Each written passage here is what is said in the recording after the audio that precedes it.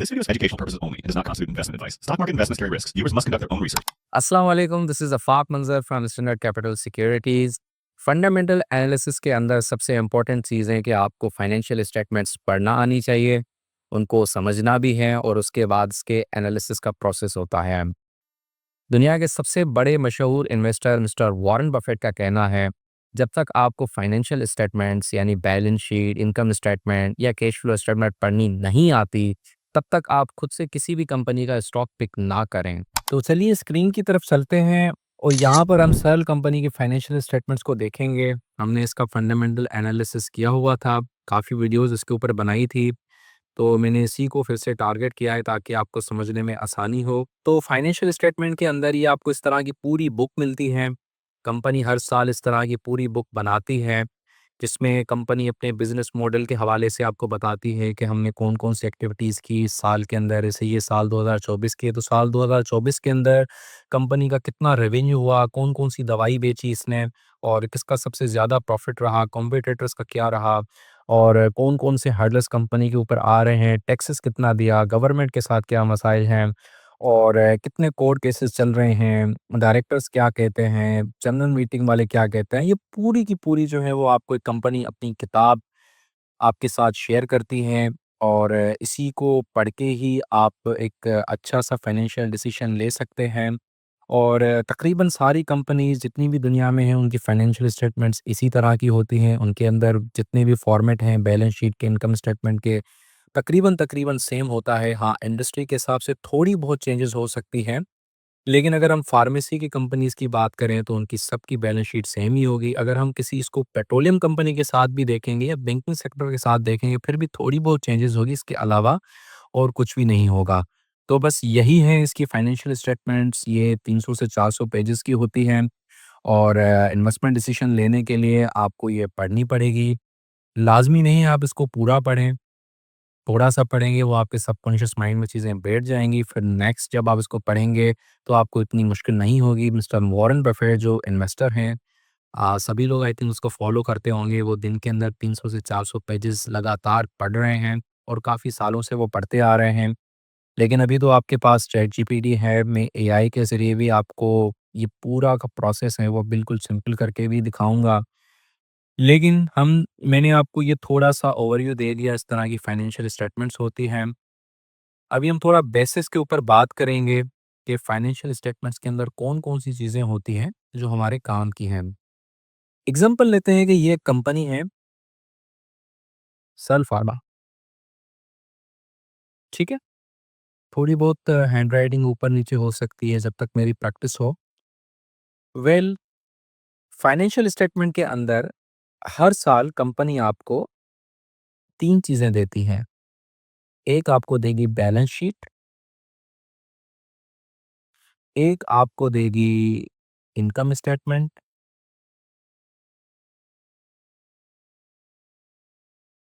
और एक तीसरी चीज़ आपको देती है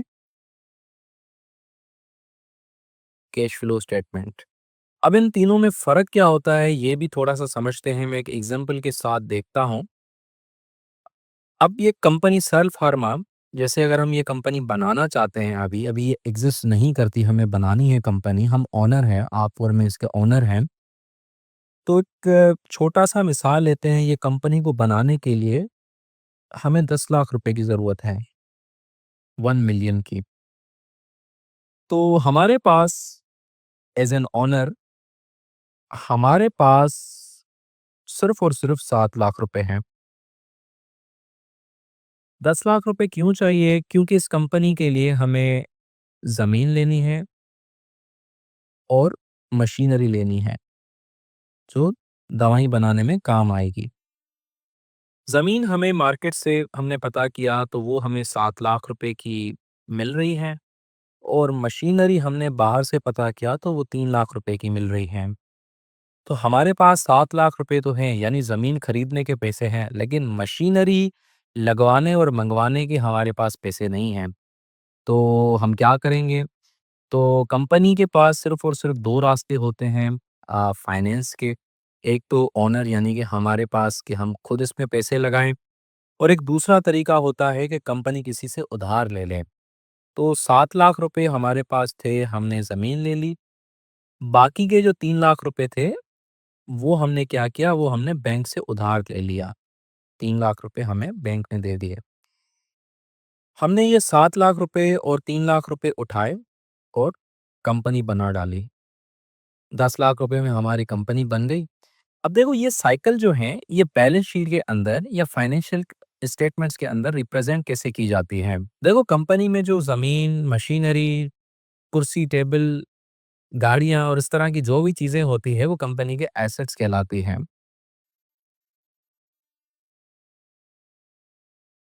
और कंपनी में इन एसेट्स को बनाने के लिए कितना पैसा कहाँ से आया है, वो भी लिखा जाता है। जैसे हमारे पास एसेट्स थे, लैंड कितने की थी? 7 लाख की, और मशीनरी कितने की थी? 3 लाख की। ये दोनों बनाने के लिए हमारे पास पैसे कहाँ से आए भाई? एक तो ओनर के पास खुद के पैसे थे, जिसको ओनर इक्विटी कहते हैं। यानी ओनर का खुद का पैसा, हमारा पैसा जितना हमारे पास पड़ा था, वो हमने लगाया। वो हमने कहाँ लगाया और कितना था हमारे पास? हमारे पास था 7 लाख रुपए। वो लगा के हमने इस कंपनी के एसेट्स के अंदर ज़मीन ले ली। उसके बाद बाकी के 3 लाख रुपए कहाँ से आए भाई? वो हमने कर्ज़ा लिया था। कहाँ से लिया था हमने कर्ज़ा? वो हमने बैंक से कर्ज़ा लिया था। तो उसको बैलेंस शीट के अंदर लायबिलिटीज़ में रखा जाता है। देखो लायबिलिटीज़ वो देनदारी होती है जो कंपनी को चुकानी होती है। बैंक से कर्ज़ा लिया है, वो लायबिलिटीज़ के अंदर आएगा। किसी सप्लायर से माल उधार पे लिया है, उसको ज़ाहिर-सी बात है पेमेंट करनी है, तो वो भी लायबिलिटीज़ में आएगा। यानी जो भी देनदारी जो कंपनी को चुकानी है, वो लायबिलिटीज़ के अंदर आएगी। तो 3 लाख रुपए हमने बैंक से लेके मशीनरी खरीदी। अब यहाँ पे देखो बहुत इम्पोर्टेंट चीज़, बैलेंस शीट के अंदर ये 2 पार्ट्स होते हैं। एक होता है, इसको मैं लिख देता हूँ यहाँ पे पार्ट 1 बिगिनर लेवल के लिए, और यहाँ पे मैं लिख लेता हूँ इसको पार्ट 2। अब यहाँ पर आप देखें कि ये दोनों पार्ट्स बैलेंस शीट के हमेशा बैलेंस होंगे। लैंड और मशीनरी दोनों मिल मिला के कितने के हुए? 10 लाख के। और ओनर्स इक्विटी एंड लायबिलिटी भी दोनों मिल मिला के कितने के हुए? 10 लाख के। तो बैलेंस शीट को इसी वजह से बैलेंस कहा जाता है कि शीट्स के दोनों साइड्स जो हैं वो बैलेंस होनी चाहिए। नहीं, नहीं सर ये ऐसे कैसे होगा? अगर ओनर जो है उसके पास 8 लाख रुपए लगा लेता, मान लो कि ओनर ने कहा कि भाई मैं 1 लाख रुपए और लगाता हूँ। ओनर ने क्या किया? कंपनी को 1 लाख रुपए और दे दिए। तो सर अब कैसे बैलेंस होगा? जब ये 1 लाख रुपए कंपनी में आएँगे, तो कैश की सूरत में पड़े हैं, फिर भी कंपनी का एसेट्स है, असासा है, या कंपनी ने ये 1 लाख रुपए उठा के लेट्स सपोज़ करते हैं कि एक गाड़ी ले ली ट्रांसपोर्ट करने के लिए। तो ये टोटल कितने हो गए हमारे पास? ये हो गए हमारे पास 11 लाख रुपए। तो अब बैलेंस शीट में क्या हुआ भाई? 3 लाख रुपए आपके ओनर बैंक के थे, और यहाँ पर 8 लाख रुपए ओनर के आ गए। तो सर यहाँ पे फिर भी आपकी जो बैलेंस शीट है, वो 11 लाख की हो गई। तो दोनों बैलेंस हो गए। तो बैलेंस शीट में भी यही चीज़ें होती हैं देखने के लिए। थोड़ा प्रैक्टिकली मैं सोच रहा हूँ कि अभी आपको जाके दिखा दूँ। अब ये देखिए सल फार्मा की बैलेंस शीट है, और यहाँ पर मैं थोड़ा प्रैक्टिकली जो हमने अभी पढ़ा बेसिक लेवल पे, मैं थोड़ा इसको दिखाता हूँ कि बैलेंस शीट के अंदर ये कैसे रिप्रेजेंट किया जाता है।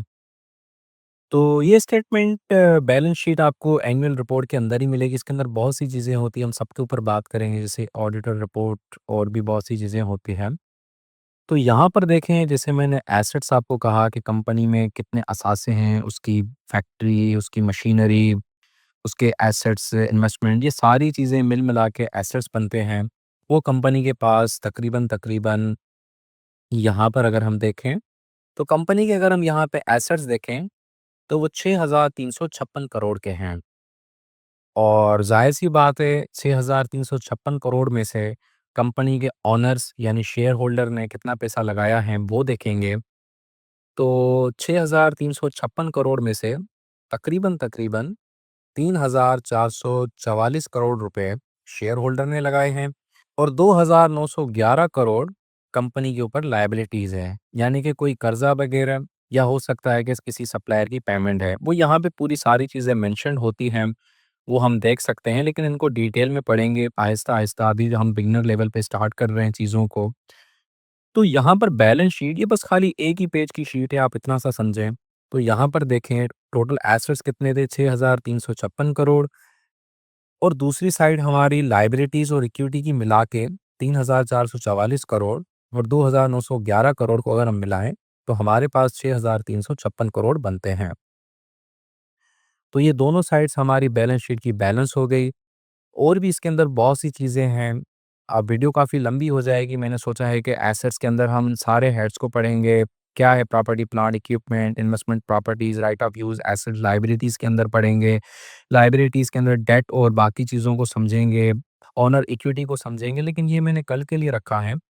आज मैं इसके नीचे ही थोड़ा-सा एक दूसरी मैंने स्टेटमेंट आपको बताई थी, इनकम स्टेटमेंट, जिसको प्रॉफिट एंड लॉस स्टेटमेंट भी कहते हैं।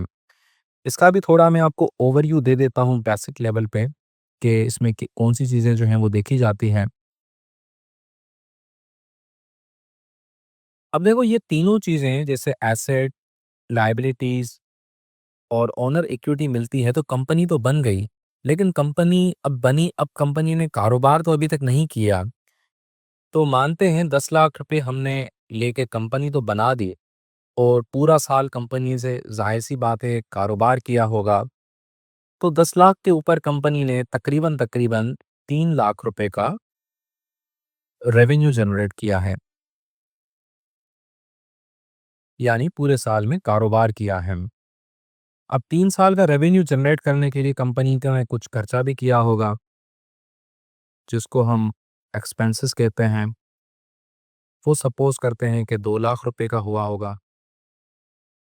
तो ये काटा-पेटी करने के बाद हमारे पास 1 लाख रुपए बच जाते हैं। तो ये आपका प्रॉफ़िट कहलाता है। वैसे तो ये ग्रॉस प्रॉफ़िट होता है, लेकिन अभी के लिए आप इसको प्रॉफ़िट ही समझें। तो 10 लाख रुपए लगाने के बाद कंपनी ने 1 लाख रुपए कमा लिए। तो बहुत सी सिंपल सा मैंने आपको ये चीज़ें समझाई हैं और बस थोड़ा-सा मैं आपको रिवाइज़ करके चीज़ वाइंड अप करता हूँ। एसेट्स, लायबिलिटी, ओनर्स इक्विटी, ये तीनों मिल-मिला के बैलेंस शीट बनेगी, यानी कंपनी जिससे बनी है। और ये जब तीनों चीज़ें आपस में प्रोसेस करती है, कारोबार होता है, तो आपकी इनकम स्टेटमेंट बन जाती है, रेवेन्यू जनरेट होगा और एक्सपेंसेस। ये दोनों चीज़ें मिल-मिला के इनकम स्टेटमेंट बनेगी। अब इनमें बहुत से सब हेड्स होते हैं, छोटी-छोटी कैटेगरीज़ होती हैं, उनको भी हम डिटेल में समझेंगे। अब अगर हम कंपनी की इनकम स्टेटमेंट को देखें, जिसको प्रॉफिट एंड लॉस स्टेटमेंट भी कहा जाता है, तो उसमें भी यही चीज़ें हैं। कंपनी ने साल 2024 के अंदर तकरीबन 2,940 करोड़ का रेवेन्यू जनरेट किया है और 1,569 करोड़ का कंपनी का खर्चा हुआ इस रेवेन्यू को जनरेट करने के लिए। तो कंपनी को मिल मिला के 1,370 करोड़ रुपए बचते हैं ग्रॉस प्रॉफिट की मद में। अभी के लिए आप इतना समझें, क्योंकि इसके बाद ये बाकी चीज़ें भी होती हैं, ये कंपनी की डिडक्ट होती है, कंपनी ने कितना टैक्स दिया, ऑपरेटिंग कॉस्ट कितनी है, फलाना-ढिमकाना, बहुत सी चीज़ें होती हैं, लेकिन इनको हम बाद में समझेंगे। अभी यहाँ पे आपको एक और चीज़ कन्फ्यूज़ कर रही होगी कि ये कंसोलिडेटेड स्टेटमेंट का क्या मतलब होता है? कहीं-कहीं तो कहीं जगह पे आपने अनकंसोलिडेटेड स्टेटमेंट या स्टैंड अलोन स्टेटमेंट भी देखी होगी। तो थोड़ा-सा मैं आपको ये भी बताता चलूँ, आई होप के कवर कर लेंगे हम आज ही। देखो कंपनी की फाइनेंशियल स्टेटमेंट्स 2 तरह की हो सकती हैं। एक होती है कंसोलिडेटेड और दूसरी होती है अनकंसोलिडेटेड। सर इन दोनों में फ़र्क क्या है? देखो बात को समझो। सर्ल कंपनी, ये सर्ल है। देखो सर्ल फार्मा लिमिटेड एक कंपनी है। इस कंपनी के अंदर मान लेते हैं कि और भी बहुत सी सब्सिडियरी कंपनीज़ हैं। जैसे कि सर लेबोरेटरीज,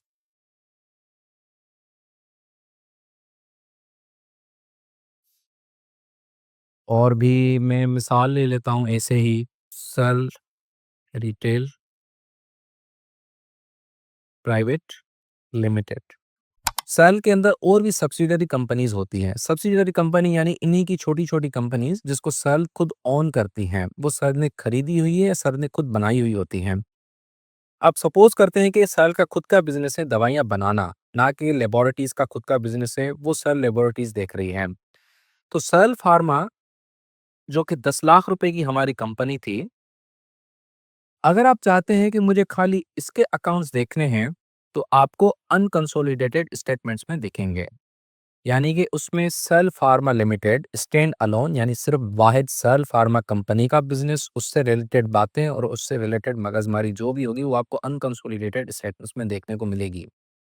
लेकिन आप चाहते हैं कि भाई ये दो कंपनीज सल लेबोरेटरीज और सल रिटेल प्राइवेट लिमिटेड, ये भी तो इसी की सब्सिडरीज कंपनीज हैं।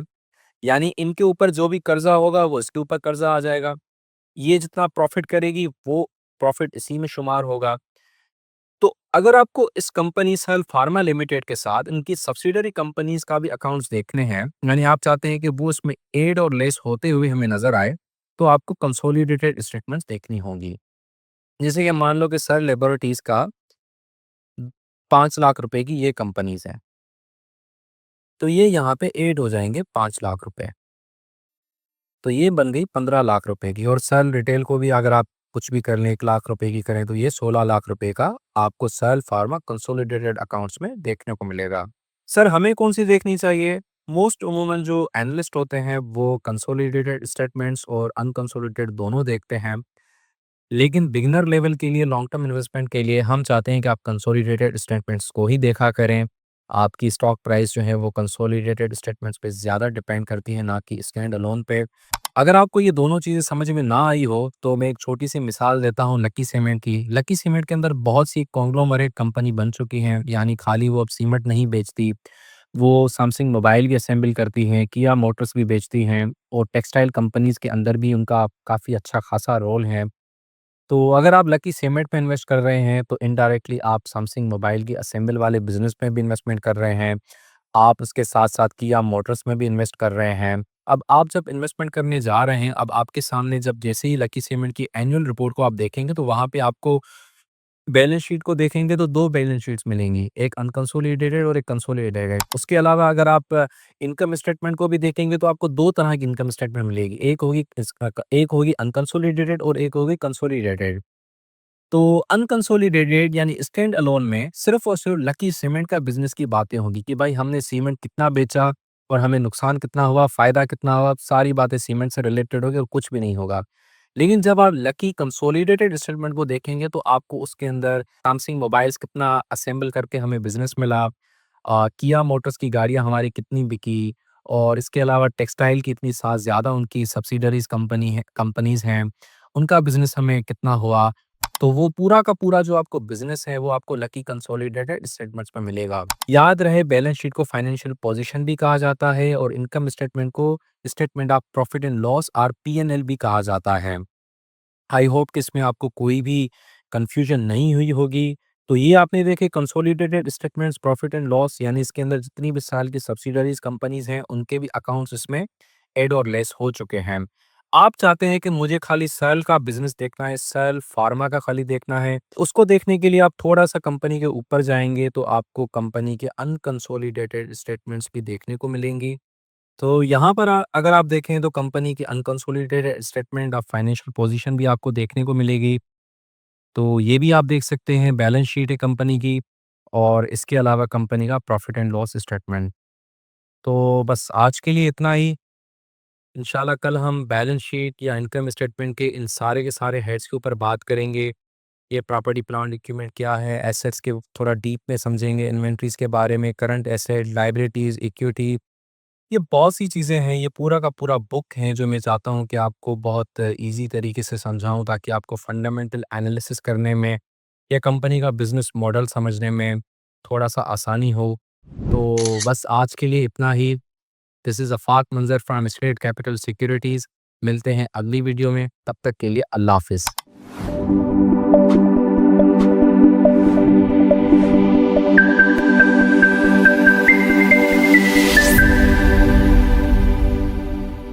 This video is educational purposes only and does not constitute investment advice. Stock market investments carry risks. Viewers must conduct their own research.